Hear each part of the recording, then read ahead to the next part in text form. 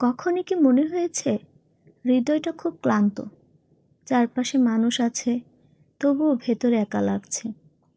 আমি ঠিক সেই অনুভূতি এক টুকরো ছবিতে ধরে রাখতে চেয়েছি।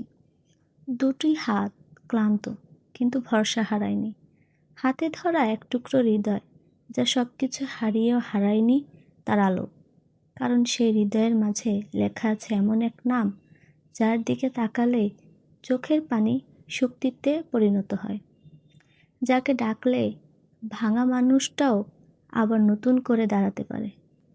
চারপাশে ফুটে থাকা ফুলগুলো আসলেই শুধু ফুল নয়, এগুলো সেই সব মানুষ, সেই সব দোয়া, সেই সব ছোট ছোট অলৌকিক মুহূর্ত যেগুলো আমাদের জীবনে আল্লাহ পাঠান যখন আমরা ভাবি আর কিছুই বাকি নেই।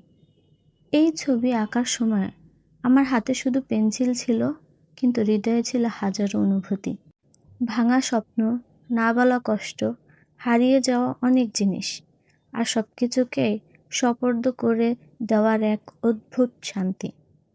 এটাই তো সত্য। যখন দুনিয়া বোঝে না, আল্লাহ তখন বলেন আমি আছি। যার হৃদয়ে আল্লাহ থাকে সে হৃদয় কখনো ভেঙে যায় না, কখনো একাও হয় না।